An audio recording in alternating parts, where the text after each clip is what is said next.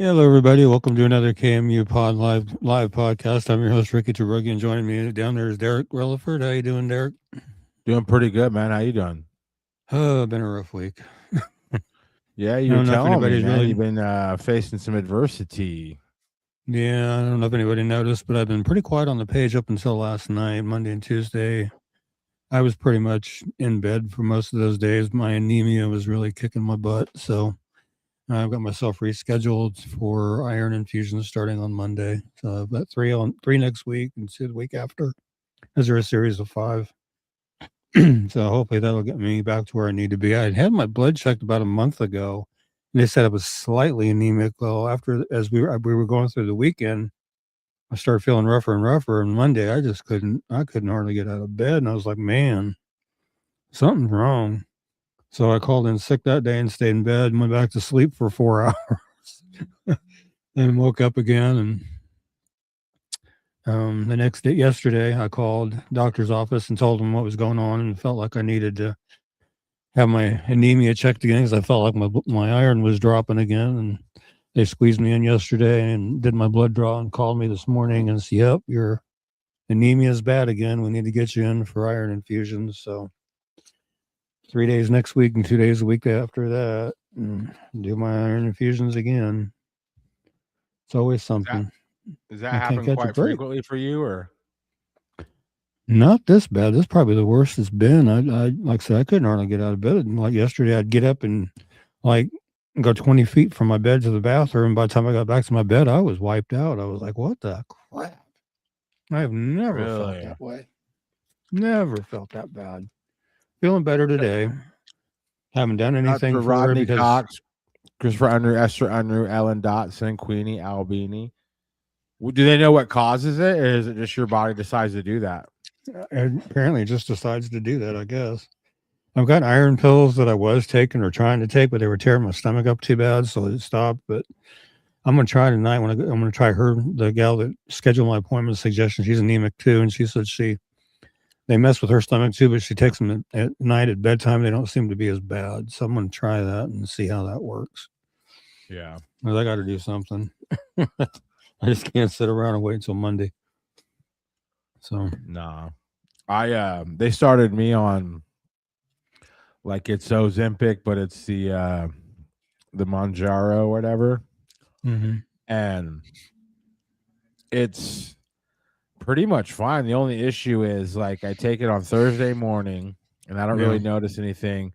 And then around Saturday, around 2 or 3 o'clock, I thought I had the flu 2 weeks ago because I just was hmm. so sick, like stomach wise. And then, so this last weekend, it happened again, a little less severe.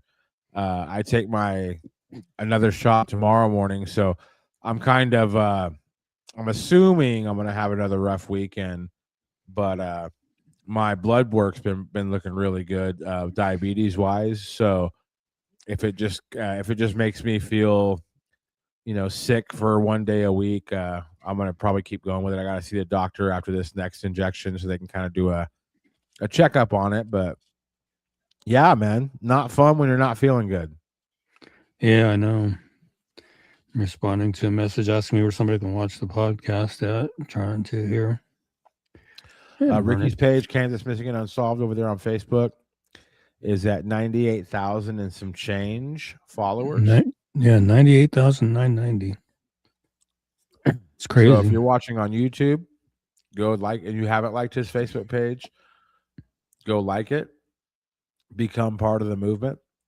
Uh, Good things going on over there. He's gonna hit 99,000 soon, and once he hits that 100,000, it's over. No, I'm just kidding. It's gonna be awesome. I think you'll hit 100,000 pretty soon, so that'll be awesome. Sorry, I muted for a second so I could respond by voice and be quicker. And I You're still good, screwed man. up my last name. It still messed up my last name. Oh well, Well, it happens.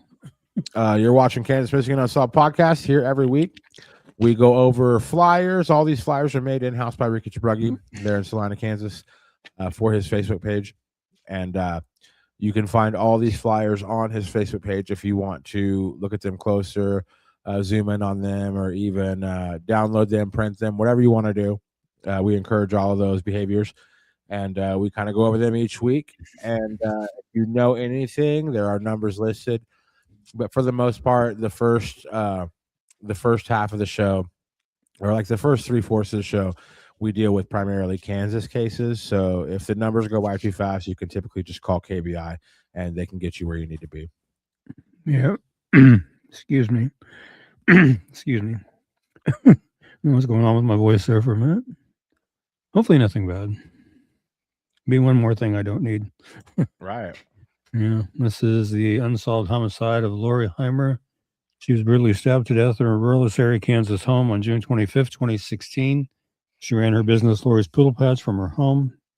Lori was a licensed breeder of miniature-sized poodles and was licensed through the state of Kansas. The KBI was contacted to assist Linn County sheriffs in the investigation. They responded with agents and their crime scene response team. During the investigation, 2 vehicles of interest were developed. Vehicle 1 was said to be an older flatbed pickup truck, possibly a Chevrolet, which is described as beat up maroon in color with a white front bumper, silver grille, and wide style side mirrors. The driver was described as a man who was 50 years of age or older with salt and pepper hair. Vehicle 2 was an older style small pickup truck, possibly a Chevrolet S10, with a 2-tone paint job, dark blue on the top and the bottom with light blue in the middle, a silverback bumper, and a newer blue tailgate that appeared to have minimal damage when compared to the body of the truck. The remainder of the vehicle is described as beat up and scratched up. There may have been 2 animal cages or crates in the back. The driver of this second vehicle was described as a white male, approximately 40 years of age, with shoulder-length hair and wearing glasses. Investigators have said they would like to locate these 2 vehicles. They would also like to speak with anyone who had any contact or a business appointment with Lori at any time between June 20th and 25th, 2016. If you have any information regarding the homicide of Lori Heimer, please call the Linn County Sheriff's Office at 785-826-6500 or the KBI at 1-800-572-7463.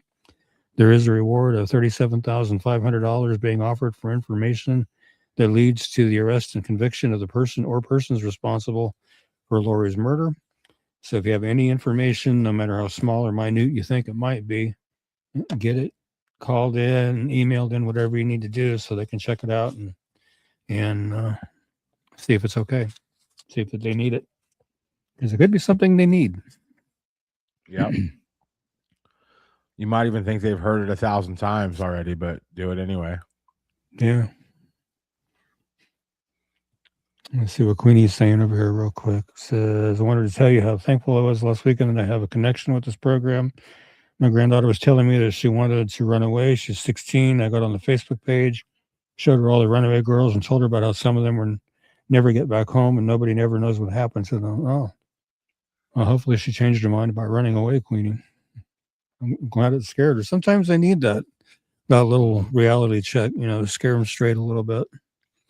My dad did it to me when I was a kid. I wouldn't want to run away. It was a completely different situation, but matter of fact, I'll tell you about it. I was probably 8, 9 years old, and this friend talked me into going into this older lady's garage and with him while he loaded up bags of stuff to steal, and I went in with him, and he was loading these burlap bags full of stuff and handed them to me, and I was standing there holding them.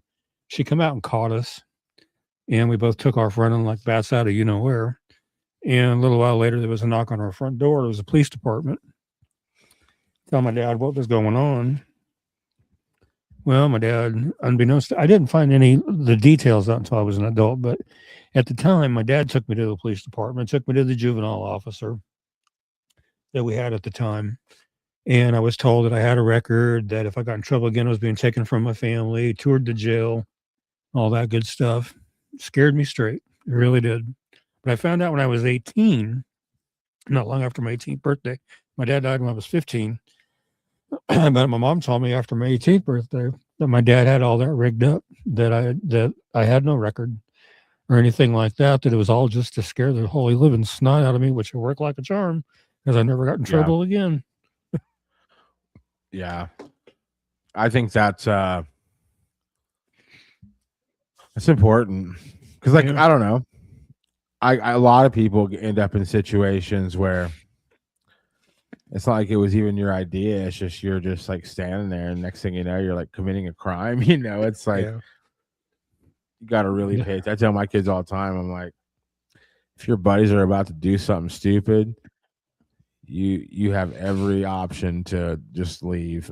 Like Yeah. as soon as you're like, guys, no, and they're gonna keep doing it, just be like, well, I'm gonna walk home from here because it's better than whatever happens when you get caught. And I never saw her hung out with that kid again. Yeah. I don't even to this day. I don't even know what happened to him.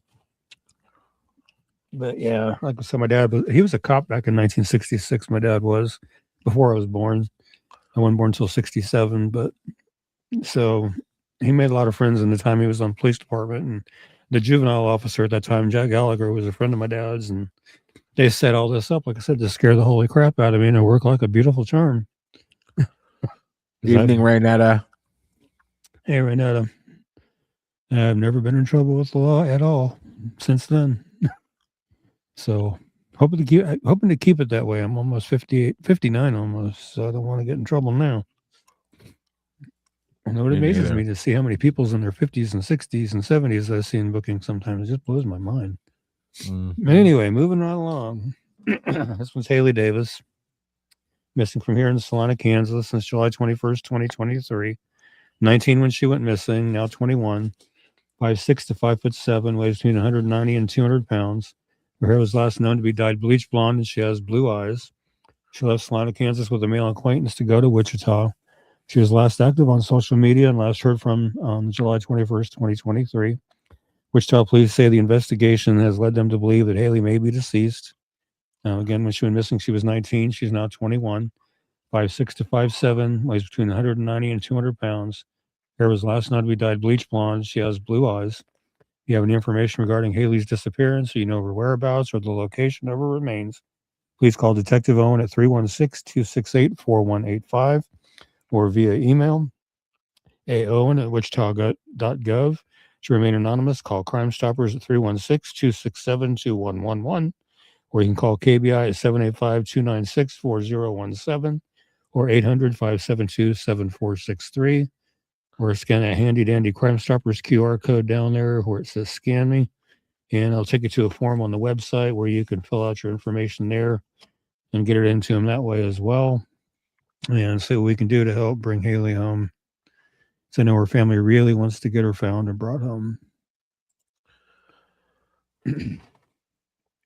Haley reminds me of Megan Fogelsong for some reason. I don't know. Maybe it's just that they are both young girls. I don't know. It reminds me of Megan Fogelsong's story whenever we talk about Haley Davis. Yeah, there are some similarities there, I think, as far as appearance and stuff goes. Not sure on the circumstances, but possibly. No, just young kids basically that just, disappeared and haven't been found, and it's just kind of crazy, Yep. 19 is young. Sarah got a little bit emotional there talking about my dad and stuff. I do tend to get emotional talking about him since, like I say, he passed when I was 15. So, a long time. Long time, man. That's 44 years this year. Jeez. Something going on with my hearing aid over here. Eesh. There we go. All right. I dug one out tonight. I had to dig a few out because I was short on cases because, like I said, Monday and Tuesday, I didn't do much because I was just in bed. Just down for the count.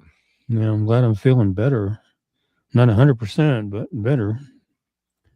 This is Catherine Adam, another Salina, Kansas case. Been missing since April 29th, 1993. Was 35 when she went missing. I just updated her flyer tonight to reflect that she would now be 68. 5'4", 120 pounds, brown hair, brown eyes. Last seen at 4:30 in the morning on April 29th, 1993. At the Quick Shop convenience store located in the 1700 block of West Crawford Street in Salina. She drove a full-size Ford van with "She Has Legs" written on the side in blue and white lettering. Her van turned up abandoned at 5:45 p.m. the day after she disappeared on the north side of Russell's Restaurant and the 600 block of West Point Boulevard. The restaurant was closed for remodeling at that time. The van was spattered with mud on the outside and blood-soaked on the inside. A large amount of blood was also found at the storage unit in West Salina, where Catherine, a saleswoman for the Legs Hosiery Company, picked up stock each day, but there was no sign of her, excuse me, at either place. She's never been heard from again. Police speculate that someone attacked Catherine when she went inside the storage unit. It appeared they interrupted her in the process of loading the merchandise in her van, leaving the door of the unit open. Catherine was separated from her husband at that time, and she had a teenage daughter at that time as well. Of course, her daughter's an adult now. Her case remains unsolved, and foul play is suspected.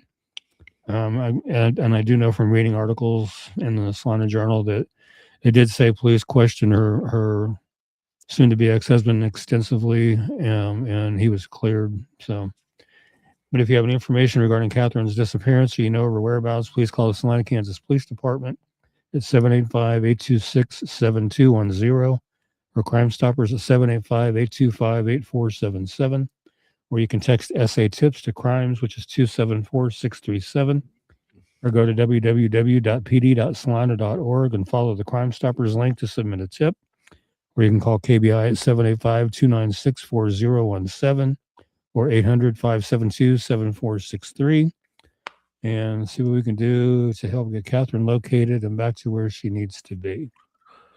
On these local cases to you, I'm just kind of asking your opinion, but do you feel like there was on any of them in particular, like especially like this one, do you feel like there was ever a level of like mass hysteria of somebody's out there just killing random people, or do you think like pretty early on in a lot of these cases it felt like maybe they didn't know the person, but this seemed like maybe just an isolated act of violence, like wrong place, wrong time? Like, was there ever like, oh, we have somebody out there that's going to do this a lot, or you know what I mean?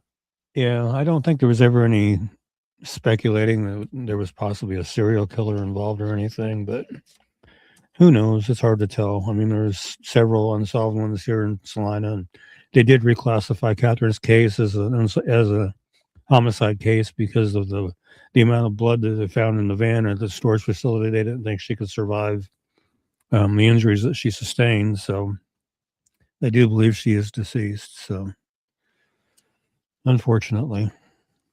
Speaking of speculation, I was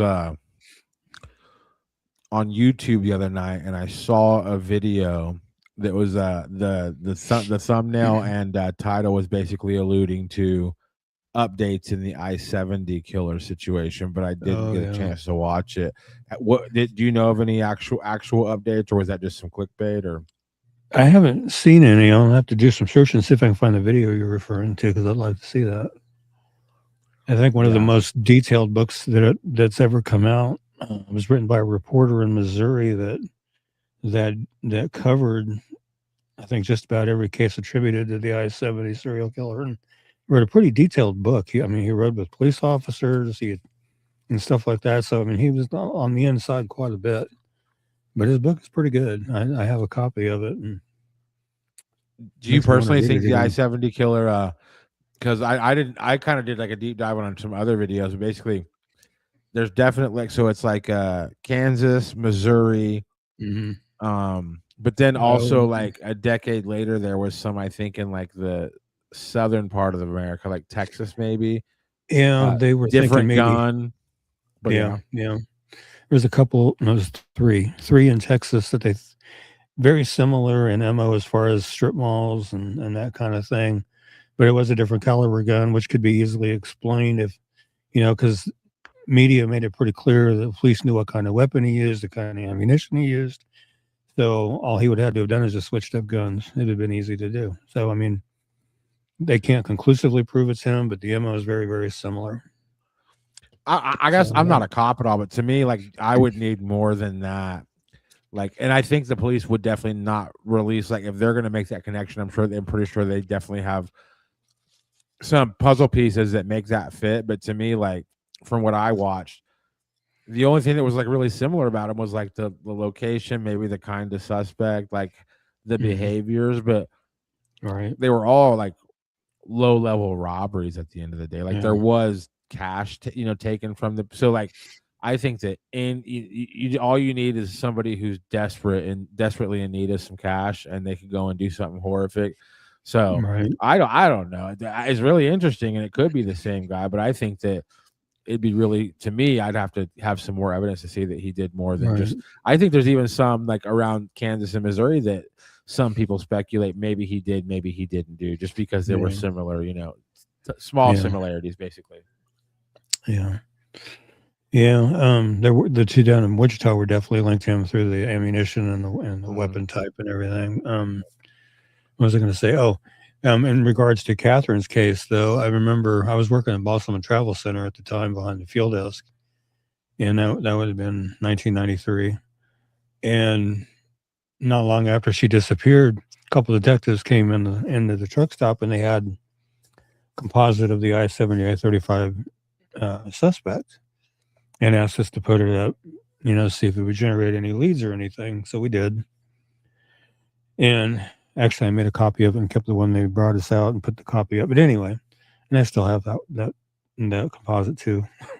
But I had a gentleman come in with another guy. He was the director of our gospel mission here in town when it was up on the north end of town on North 13th and Bishop Street. And he brought a guy in to do a Western Union MoneyGram. And while the guy was doing his MoneyGram, the director and I were talking a little bit, and he was looking at the composite, and he had told me, he said, well, yeah, he said he stayed at the mission. I'm like, excuse me, because at that time my sister and my brother-in-law and my niece lived like on North 13th and West Ash, which was like 3 or 4 blocks straight shot south of where the mission was. But he said the guy was, he stayed there. He had a paper bag that he carried around with him all the time, never let it out of his sight, even slept with it under his pillow, that kind of thing. And he said that they did call the police. And by the time the police had gotten there, the guy was already long gone. So, I mean, it makes me wonder about the 3 in Texas, being that he was in Kansas, because that was 93. All the cases attributed to the I-70 killer happened in 92. The 3 Texas cases happened in 93. So it makes me wonder if the ones in 93 aren't connected to the I-70, because if he was in Salina, he could have straight shot I-135 all the way down to Texas. So it just makes me wonder. Very well, But also made me wonder if they weren't wondering or thinking that maybe he might have had something to do with Catherine's disappearance, but it didn't fit the MO at all. I mean, yeah, she was at a gas station, gassing up, got her newspaper and cup of coffee, and headed out to the storage shed. I mean, maybe he saw it as a crime opportunity. I don't know. I mean, we may never know. I mean, it's hard to say. Matter of fact, that picture on the left hand of her flyer in the blue Kansas City Royals jacket there, that was a surveillance photo taken as she was backing out of the quick shop to leave after she got her newspaper and coffee. If you see the full shot of that, because I cropped it down for the flyer, she's got the newspaper in one hand, coffee in the other, backing out the door. So I also feel like with Catherine, though, like it doesn't seem like, so if we're just speculating, but if the I-70 killer was involved with Catherine, I feel like the amount of blood that was at the scene, then the van having all the miles, her being missing, those things are kind of different from an MO. Like that's a lot of. It didn't seem like the I-70 killer had much involvement with his victims after he pulled the trigger. He kind of just coldly killed people and walked away and took what he needed. Right. Like with Catherine, like that's a lot of work. Yeah. My understanding was there wasn't that many miles driven on the van, really, when whatever he did, wherever he went, because basically, from what I understand, there was only about 60 miles on the tripometer after she gassed up. So he basically drove 30 miles out, 30 miles back. So he didn't really drive much. That's kind of far, though, considering you and me we went to every point that she went to that morning in like 9.5 minutes, like, yeah, I don't know. I just think that whoever took Catherine, like, either in my opinion, either it was very, very calculated or they got extremely lucky with it being still this many years later and nobody's seen, no hide or hair of her, like you got to be pretty. To me, that seems. I'm not a cop or a detective, but to me, it just seems like that would be like a lot to get rid of a person, and then I don't know. The other things I've been thinking about too with her is with Catherine is, the van was on the north side of Russell's. Russell's was closed at the time for renovation. So did he plant a vehicle there where he could park the van and leave in another vehicle? Because if he would have been walking, being that he was dragging the body out, so letting it into the van, dragging it out of the van, he would have had blood all over him, you'd have thought. So, I mean, he wouldn't have been able to just walk away and somebody not see him covered in blood. So did he plant a vehicle there? Did he have somebody waiting for him there? I mean, you have to remember, it's 1993. There were no cell phones. He'd had to have used a payphone. Right. So, I mean, there's just a lot of unanswered questions. And I'm sure the police have answers to that, but of course they can't tip their hands or anything like that. There's going to be stuff they keep close to the vest that they have to, so they don't jeopardize the investigation or anything like that. So, but hopefully someday we'll have answers, just like with this one here with Gina Cyphers. That's another one that just absolutely blows my mind with her case too. And there it is. Yeah, Gina Cyphers. She was 24 years old. She had a baby boy, infant son. By all accounts, she was a loving mother and a good person. December 28th, 1995, Gina dropped off her 15-month-old son at a daycare program called Morning Out for Moms at a Salina church. When she didn't return a couple hours later, the daycare called Gina's boyfriend at work. He went to the mobile home that they shared and found Gina brutally murdered. Baby was suddenly without his mom, and police were left with a case that's proven to be a tough one, obviously, because it's still unsolved all these years later. It was a crowded mobile home park in the heart of the city with trailers that were close together. The violence happened sometime between 9 a.m. and noon. Still, her case does remain unsolved. Initial news reports said she was stabbed, but police are still keeping a lot of details secret. They say there have been a lot of leads that have gone nowhere. And if you look at that playing card down in the bottom right corner there, the cold case deck, said she had been stabbed, strangled, and possibly sexually assaulted. So they did kind of release a couple more little details on that deck there. But if you have any information on Gina's death, please call the Salina, Kansas Police Department at 785-826-7210, or Crime Stoppers at 785-825-8477, or text SA Tips to Crimes 274637, or you can go to www.pd.salina.org, follow the Crime Stoppers link to submit your tip that way. You may receive a cash reward of up to $100,000 from Crime Stoppers, and you're not required to give your name. Or you can call the KBI at 800-572-7463. And there's also a governor's reward of $5,000 available for the arrest and conviction of the person or persons responsible for Gina's death. So, again, any information, get it called in so we can help get it, get this thing moving forward. And yeah, that was another stop that we made when I took you on the tour that day. And as you can see in the picture on the right side of the flyer there, the trailers are sitting pretty tight together there. But today, it's nothing but a big, empty, vacant lot. Nothing there anymore. It's all gone. All the trees, all the trailers, everything. What was the time frame between her homicide and the area getting cleared out? I don't remember what year it was they finally cleared. I think they were starting to slowly clear it out little by little. They didn't do it like all at once. Like there's an overhead shot that I have of the trailer court where there's still some trailers in there, where you can see where they had already moved out a bunch of them. See, and this was 2 years after Catherine was murdered. She was murdered in April of 93. This was December of 95. So this is like 2.5 years later. Different MO though, because I mean, she was murdered in her home and Catherine wasn't, but still, never know. And her boyfriend was at work. Yeah. See, they say that serial killers don't typically change MOs, but there are occasions when they do. I mean, BTK is an example of that. His beginning victims, he would break into their homes and wait for them or force his way in, and he would, try to strangle them, but sometimes that didn't work and he wound up stabbing them. But his later victims, like the last couple, he actually transported the bodies out of their homes and dumped them. So he did change up a little bit in his later victims.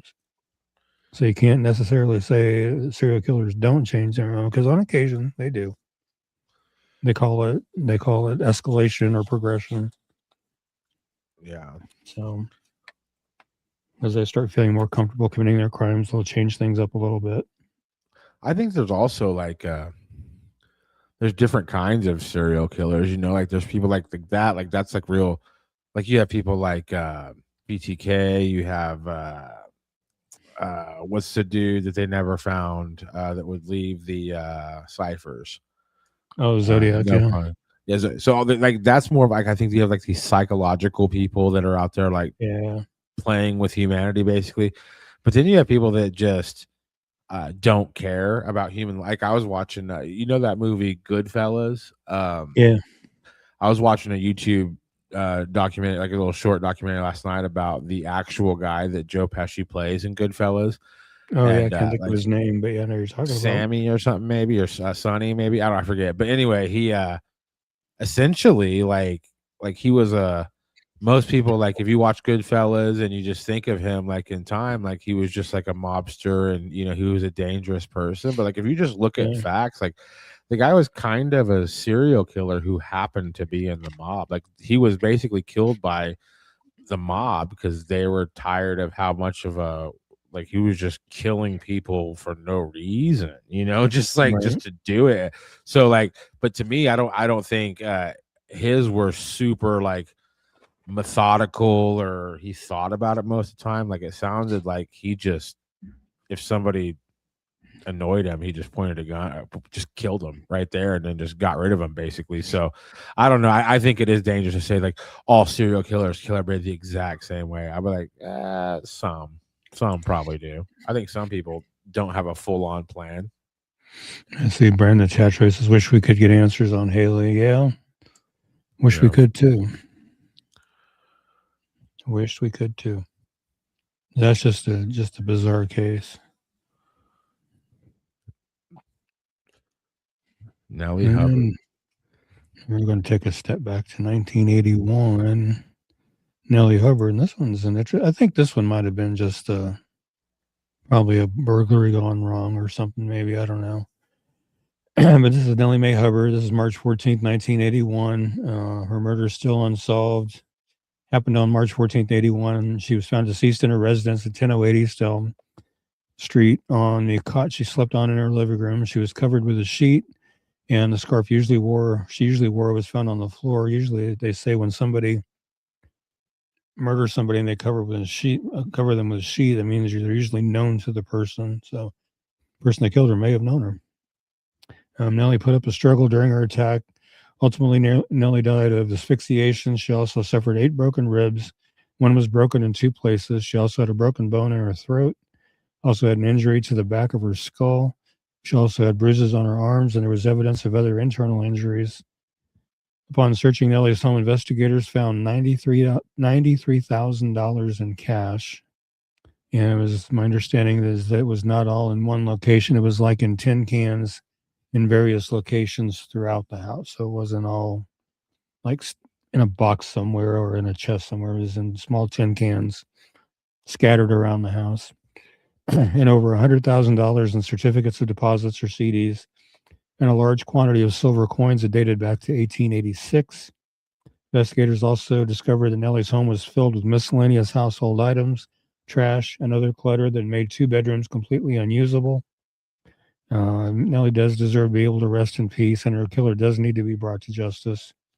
And if you have any information on Nellie's death, please call the Salina, Kansas Police Department at 785-826-7210, or Crime Stoppers at 825-8477, or text SA Tips to Crimes to 74637, or you can visit www.pd.salina.org and follow the Crime Stoppers link to submit your information that way. Or you can call the KBI at 1-800-572-7463 and see what we can do to help get some justice for Nellie.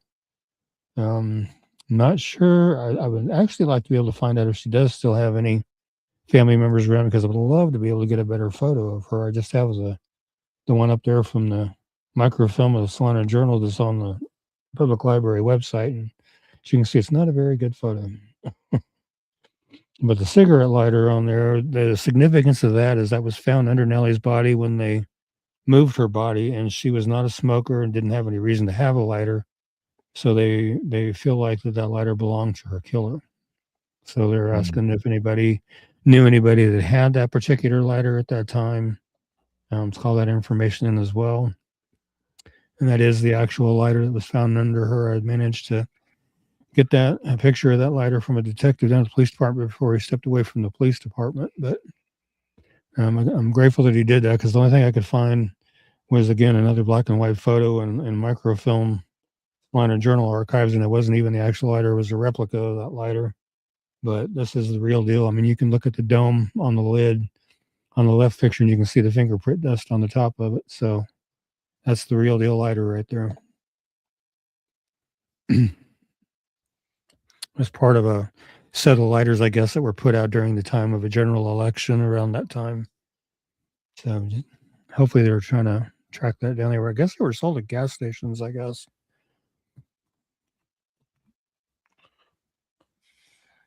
I was gonna ask you, but I didn't know if you know how common those lighters were back then. But they're probably decently common. I mean, 1981, I would have been, what, 14? Well, actually 13 when she was murdered. I'd have been 13. I wouldn't have had my birthday yet. So I wasn't a smoker. I feel like Zippo lighters are very not common these days. Like any Zippo lighter is not super. Yeah. You can still buy them, but like you don't see many people with Zippos. Yeah. When I was working at the truck stop, I did buy one Zippo one time. It was an Operation Desert Shield Zippo from Operation Desert Shield before it went into Operation Desert Storm. And now I have no idea where that lighter even is anymore. I haven't seen it in years. I don't know. This is Tammy K. Cochran, another unsolved homicide. Her body was discovered badly burned on the property of Olathe Water Treatment Facility in 8255 South Gardner Road near DeSoto, Kansas on March 5th, 2008. Investigators believe Tammy was killed at another location and brought to the area near the boat ramp and water treatment facility. They also believe that the person or persons responsible had some prior knowledge of this location. Last time Tammy was seen alive was on surveillance video from a BP gas station near Independence Avenue and Van Brunt Boulevard on February 29th, 2008. There's two still shots from the surveillance video, or in the two center shots up there.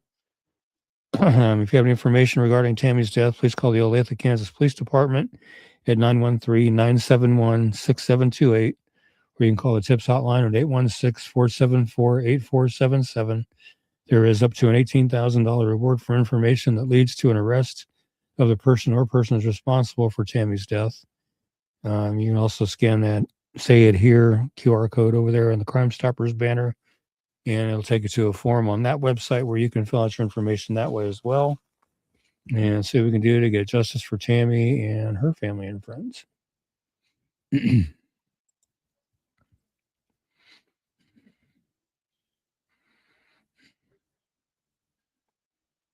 Have we covered her case very often?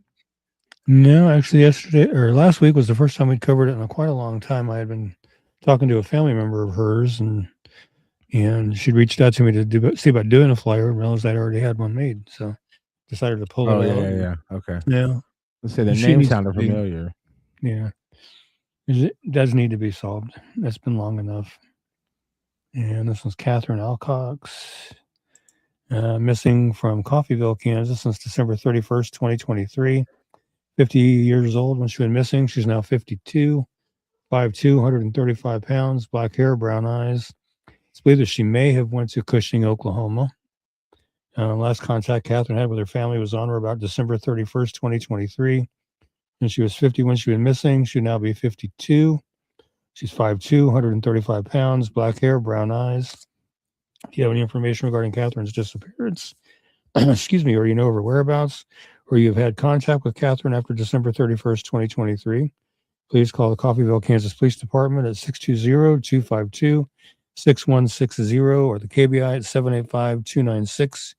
785-296-4017. And see what we can do to get Catherine located and back to where she needs to be. And Coffeyville PD recently just put up a new post trying to locate her as well. So see what we can do to help them out.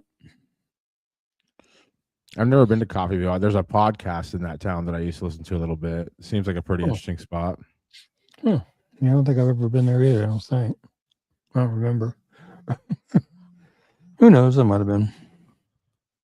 Do some missing teens. Helen Doss says Broadway with my mom and her stepdad. Not sure.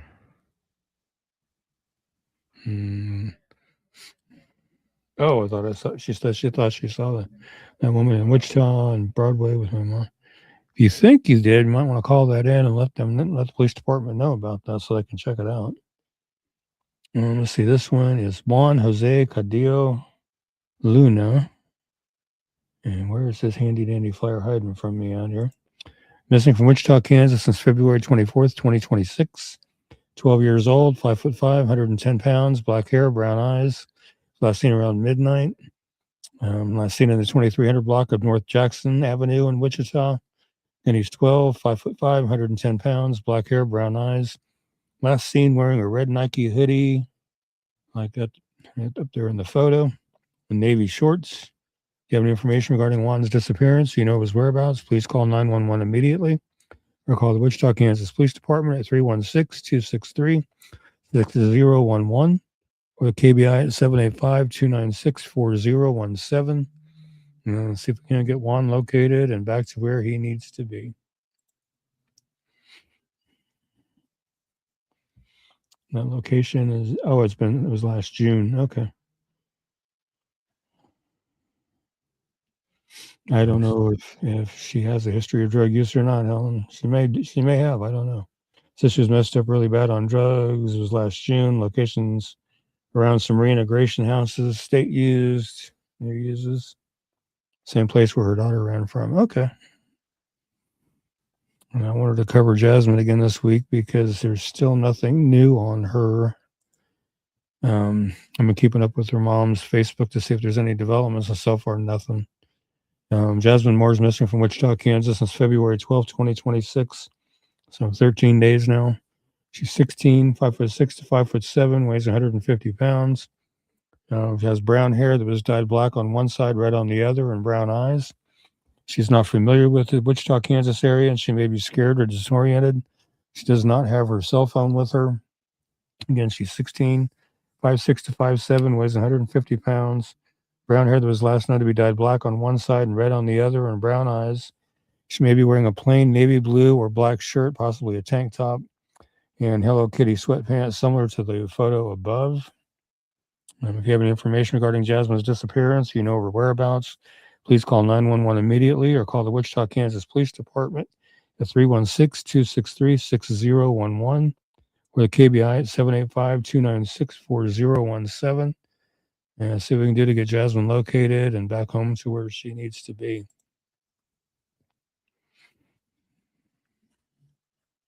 That's been, like I said, 13 days with no word, no Not nothing. Good. No.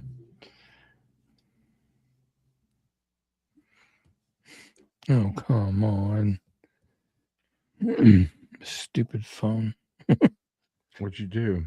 Oh, I was trying to get in my messenger for a minute because I was going to look at her mom's Facebook real fast and see if she has any updates. And see, this one's Elijah Kramer, missing from Winfield, Kansas since February 18th, 2026. He's 15, 5'6", 147 pounds, brown hair, blue eyes. Don't have much more than that, but if you have any information regarding Elijah's disappearance or you know of his whereabouts, please call the Winfield, Kansas Police Department at 620-221-5447 or the KBI at 785-296-4017 and see if we can get him located and back to where he needs to be. Let's see. She last posted yesterday. Looks like. Let's see here. Last posted yesterday. Nothing new. Crazy stuff. I was hoping they'd had her found by now. Hopefully she's all right wherever she's at. That's scary. Yeah, and I know it is, Helen. She says sex trafficking is still a thing on Broadway. I'm sure it is. And I've been doing Kansas Missing and Unsolved for almost 14 years. Be 14 years in April, and I know of at least 9 teenage girls over the last 14 years that when they were found, they were being actively trafficked. So most of which are out of Wichita. Some that aren't. I mean, there was a couple earlier this year or late last year. One was trafficked from Kansas City, Kansas to another state. And he was preparing to traffic her when she was found. And then the other one was trafficked from Missouri into Kansas with a gun held to her head. So, Sheesh. yeah. So yeah, it's still very much a thing. People may try to downplay it or it doesn't happen. Yeah, it does. Don't kid yourself. Worst thing you could do. This is Maylin Solberg Ingram, missing from Wichita, Kansas since January 21st, 2026. She's 16, 4'10", 150 pounds, brown hair, brown eyes. Her nostril is pierced. You can see it there in the picture on the left-hand side there. The picture is on the right, but it's actually the left nostril. If you have any information regarding Maylin's disappearance, or you know her whereabouts, please call 911 immediately or call the Wichita, Kansas Police Department at 316-263-6011 or KBI at 785-296-4017. See what we can do to get Maylin located and back to where she needs to be. Yeah, hell, I'm sure it was the first. It would have been the first thing that would have come to my mind too if my daughter would have been missing down in Wichita, even here in Salina. I mean, it's happened up here in Salina too. I mean, we're a lot smaller scale town, only barely 50,000, but still, it does happen here from time to time. So yeah.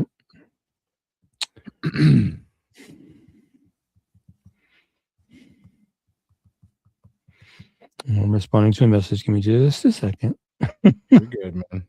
Somebody emailed me one to do a flyer for.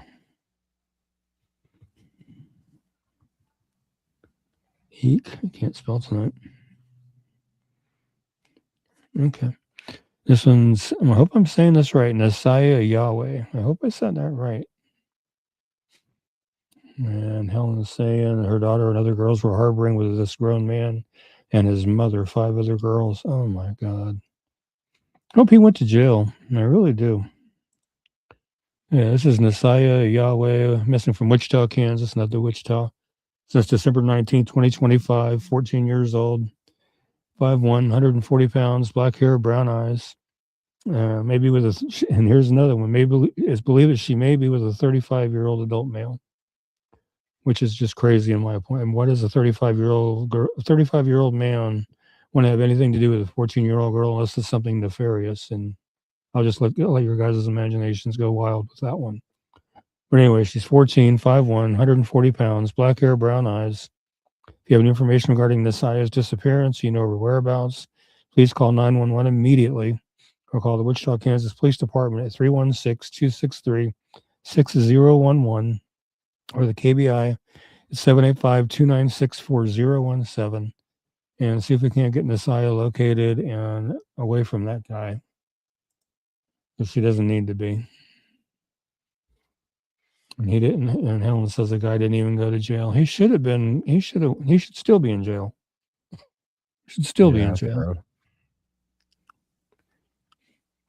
It's weird. It's like that doofus. I can't think of that kid's name down there in Oklahoma. I can't think of his name. I have to look him up again.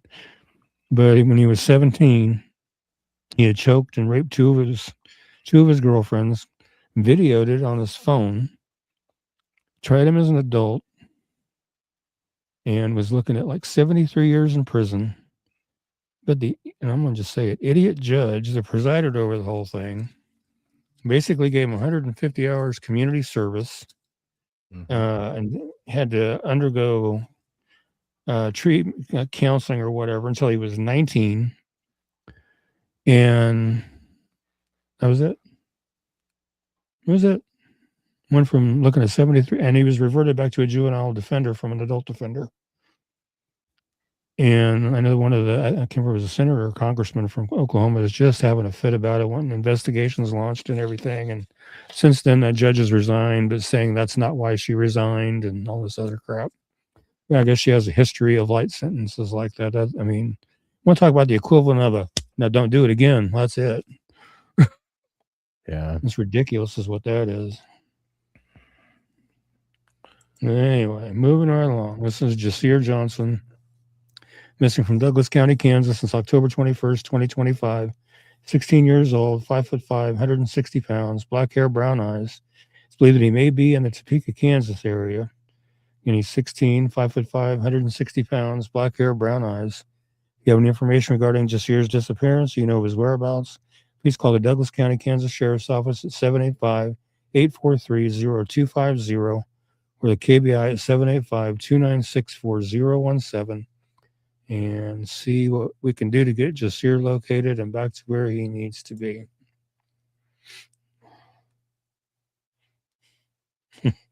Yeah, Ellen, I can send you a message when I get done. I think we're friends on Facebook. She should be able to find me pretty easy. Let's look for Ricky Tabruggy. Yeah, this is Andrea Revels. Another one that's a concerning one because she's been missing for quite a while now. Since I find her darn flyer, I know I pulled it. Of course, my mouse has been giving me troubles tonight. There it is. I wanted to beat it up with a hammer, but anyway, this is Andrea Revels missing from Arkansas City, Kansas since December 2nd, 2024. 16 when she went missing. She's now 17, 5'4", weighs between 125 and 140 pounds, brown hair, brown eyes. And she's missing from the Arkansas City, Kansas area. It's believed that she may be in the Topeka, Kansas area. Again, she's 16, now 17, 5'4", weighs between 125 and 140 pounds, has brown hair and brown eyes. Her nose is pierced. If you have any information regarding Andrea's disappearance or you know her whereabouts, please call the Arkansas City, Kansas Police Department at 620-441-4444 or the KBI at 785-296-4017 and see if we can get Andrea located and back to where she needs to be. And I saw, yep, right there, Haley Davis's brother says, Haley, you were missed. Where's Haley? Hashtag. Travis, we're trying to do our best to help you get her found, and hopefully we can do that.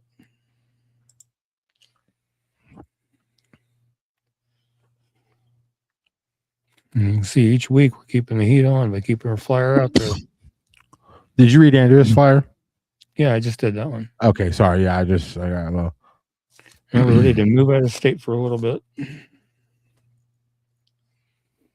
It says Jeremiah Demetrius Moneta. And this one's a troubling one, too, and you'll see why as we get into it here. He's missing from Ponca City, Oklahoma since January 17, 2025. 22 when he went missing, now 23. 5'9", 150 pounds, black hair and brown eyes. He had recently moved to Ponca City from Kansas City, Missouri when he went missing. His bank account's not been touched, and his apartment showed no signs of disturbance.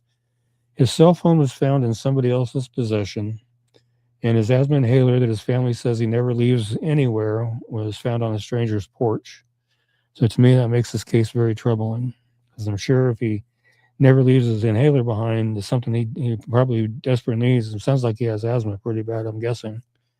But again, when he went missing, he was 22, now 23, 5'9", weighs 150 pounds, black hair, brown eyes, does have facial hair and a Playboy bunny tattoo on his shoulder blade. And I wish I could get a photo of that. He was last seen wearing a Kansas City Chiefs hoodie, jeans, and work boots, and I'm guessing that's the Chiefs hoodie on the right-hand side there. If you have any information regarding Jeremiah's disappearance, you know of his whereabouts, please call the Ponca City, Oklahoma Police Department at 580-767-0370 or call the anonymous tip line at 580-762-5100.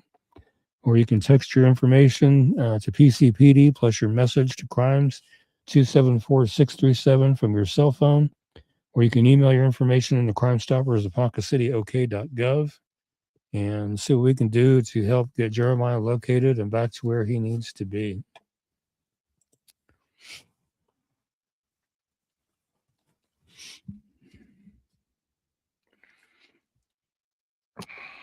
Thank you, I appreciate that. She said she's going to ask her daughter about Jasmine Moore. So they were friends inside state custody there. So maybe we can get something from that. Hopefully. And this one is Dana Bruce. She is missing from Sedalia, Missouri since October 4th, 2008. 23 when she went missing, now 40. 5'2", 98 pounds, brown hair, green or hazel eyes. Last seen at her children's babysitter's home in Sedalia. She left the children there earlier that day so she could go out for the evening. She returned at midnight and gave the babysitter more money and asked her to watch the children for the rest of the night. Dana was seen at Malone's bar on Main Street with a young man driving a late model red Ford F-150. What was believed to be red was actually green. Earlier on the night of her disappearance, she left with the man at 11:30 p.m. Police have identified the man Dana was with on the night she vanished. He traveled to Atlanta, Georgia after her disappearance, and police questioned him about Dana after he was arrested there on unrelated charges of marijuana possession and driving on a suspended license. Authorities have not named him publicly, but they are calling him a person of interest in her case. He told his questioners that he and Dana parted ways after they left the bar and never saw her after that. She left all of her belongings behind, including her hairbrush and toothbrush. She does not have any credit cards, debit cards, checking account, cell phone, or a car. Again, when she went missing, she was 23. She would now be 40. 5'2", weighs 98 pounds, has brown hair that was colored brown at the roots and black at the ends, with red highlights and green or hazel eyes. Dana was last known to be wearing a black shirt with the word Rebel and silver lettering on the front and blue jeans. Dana has a tattoo of a teddy bear with wings and the name Dylan on her upper left arm. She is blind in her left eye. Dana has a 2-inch scar along her lower spine and a staple scar on her right shoulder. Her ears are pierced one time each. If you have any information regarding Dana's disappearance or you know of her whereabouts, please call the Sedalia, Missouri Police Department at 660-827-7823 or 660-826-8100, or the Missouri State Highway Patrol at 573-526-6178, or toll free at 866-362-6422, or private investigator Leslie at 910-427-0070, and see what we can do to get Dana located and back to where she needs to be.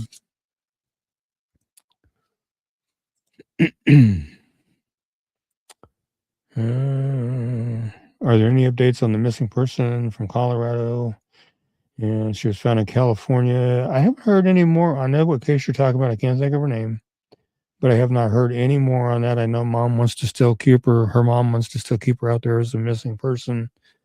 But since police have had contact with her, that basically closes the case. I don't know if there's any way mom can refile that or not later. If she still doesn't hear from her, I'm kind of thinking possibly not, because she is an adult, and they say adults can go missing if they want. So honestly, I don't know. I'll have to see what I can find out. I know that trying to think of what her name is. Ellen Dodson was in communication with her mom, and she may know more about that than I do. So, Ellen, if you have anything to add to that, please do. And this is Andrew Nicholas France. Come on, there you are. He's missing from Sedalia, Missouri as well since April 20th, 2023. 31 when he went missing, now 33. 5'11", 175 pounds, blonde hair, blue eyes. He went missing after he left the Sedalia, Missouri residence he'd been staying at, driving a white 2019 Ford Escape with the Florida license plate number AV13NF. Later in the day at 4:26 p.m., he got a traffic citation from the police in Kansas City, Missouri. He's never been heard from again. On April 24th, 2023, his vehicle was found in a Taco Bell parking lot in Excelsior Springs, Missouri, and towed, but there was no sign of him at the scene. His wallet and 2 important hoodies were missing from his vehicle. Since his disappearance, there have been no activity on his food stamp card or his social media accounts. He does have a tattoo on his neck of a mountain scene and a bighorn sheep, which you can see it in the top center photo really well, and I enlarged it and put it at the bottom as well. It's in black and gray ink, a tattoo of an angel in black ink on his left shoulder, tattoos of writing on both forearms, and tattoos on his hands, and I've got a few more pictures of a few of them there. He was last known to be wearing a blue t-shirt with an American flag, blue jeans, dark gray Skechers shoes, and a baseball cap. If you have any information regarding Andrew's disappearance, you know of his whereabouts, please call the Excelsior Springs, Missouri Police Department at 816-630-2000, or the Missouri State Highway Patrol at 573-526-6178, or 866-362-6422, and see if we can help get Andrew located and back to where he needs to be. And you're very welcome, Ellen. She's saying thank you for sharing Dana and Andrew's flyers every week. And you are very welcome. Yeah, I made a couple little updates to Nancy Guthrie's flyer here, and we'll go over her flyer real quick. She is missing from Tucson, Arizona since January 31st. She's 84, 5'5", 150 pounds, brown hair and blue eyes. And she was last seen at her residence near East Skyline Drive and North Campbell Avenue in Tucson. She is without her meds, and it's been reported if she does not take them within 24 hours, could be fatal. And here we're getting close to a month now. They have disclosed that they believe Nancy may have been abducted. They also believe there is a vehicle involved, although there's no description of one at this point. Nancy's 84, 5'5", 150 pounds, brown hair, blue eyes.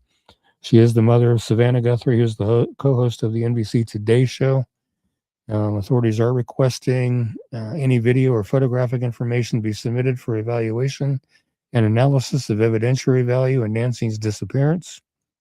If you have any information regarding Nancy's disappearance, you know her whereabouts, please call 911 immediately or call the Pima County, Arizona Sheriff's Office at 520-351-4900, or you can submit your information by scanning that tip QR code right there at the bottom. And the information, and as of last night, Savannah Guthrie is saying their family is now offering a reward of up to $1 million for Nancy's recovery. The FBI also has a reward of $100,000 for information leading to the location of Nancy Guthrie and or the arrest conviction of anyone involved in her disappearance. So a lot of money on the table for information on her whereabouts. Savannah was saying that they basically upped it to $1 million because they feel like with that amount that should get people to, they really feel like they should get people to start talking, and hopefully they will. I know they've released surveillance stills and video of who they think the suspect is, wearing the mask, and we still have the video and stills loaded in there. I haven't taken them out yet, but they're still in there. In fact, I'll show you one here real quick. I'll find the right one here. This is the longest one of the three here. You can see he's kind of got his hand up over the camera and messing with the camera. Up to no good. No. And then he just turned around looking for this, that, or the other. And then he picks up whatever this is off the ground. And then that's where that video ends. I think it's this.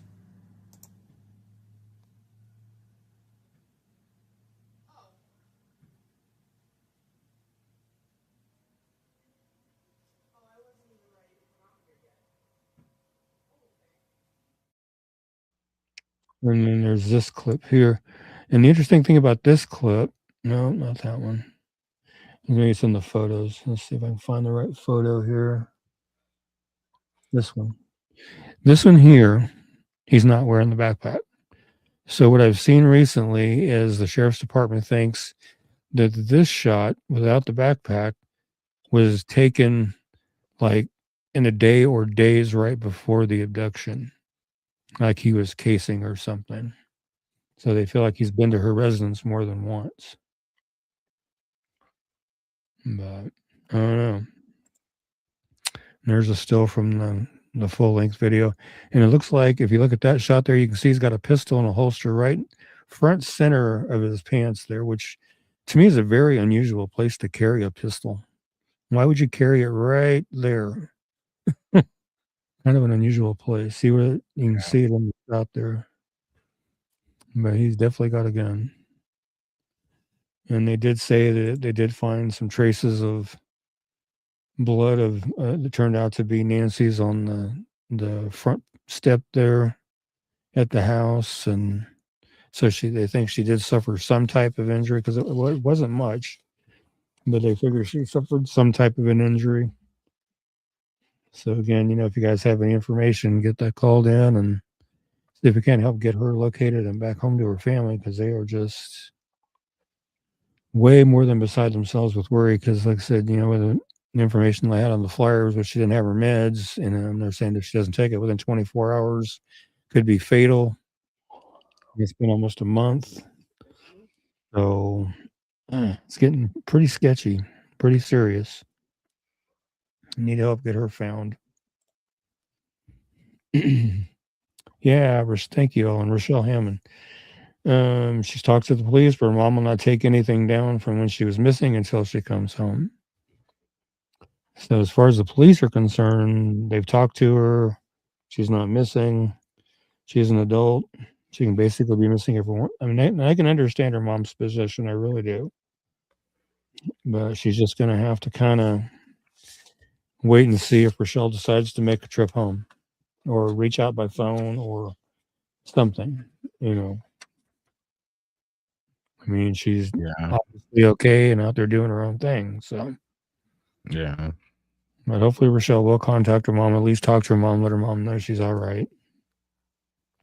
Hopefully. We'll see. Whew. Well, thank you guys for hanging out with us tonight and going over these cases. I know there were some repeaters, like some of the teens that I repeated, like Jasir Johnson, and there was a few others that I repeated again this week. Solberg was another one. Messiah Yahweh was another one. Andrea Revels was another one. I did that because there's some folks that really want to, people that requested the flyers really want to get them found. So I definitely wanted to get them back on there, and especially since, like with Revels being missing since December 2024, we're talking over a year now. So really need to get her located. I mean, it could be a situation where she's just trying to keep herself on the down low till she's 18 and may resurface when she's 18. I don't know, but hopefully we can get her found before that happens, because it's making a lot of people really worried, I know. So, but anyway, thank you guys again for joining us this week again, and I just want to say, Heavenly Father, thank you for bringing us together tonight so we can go over these cases and remind folks that there's still a lot of missing folks and a lot of folks that have been violently taken from their families where nobody's been held accountable and need to be. And pray that there's just somebody willing to step up and talk about what they know. I know a lot of people are afraid to for various reasons, retaliation or whatever, but please guide them in their heart to do the right thing and call that information in. And so these folks can either be found or somebody can be held accountable for taking somebody's life. And again, until we see everybody again next week, everybody stay safe, stay healthy. God bless. Take care, and amen. Amen.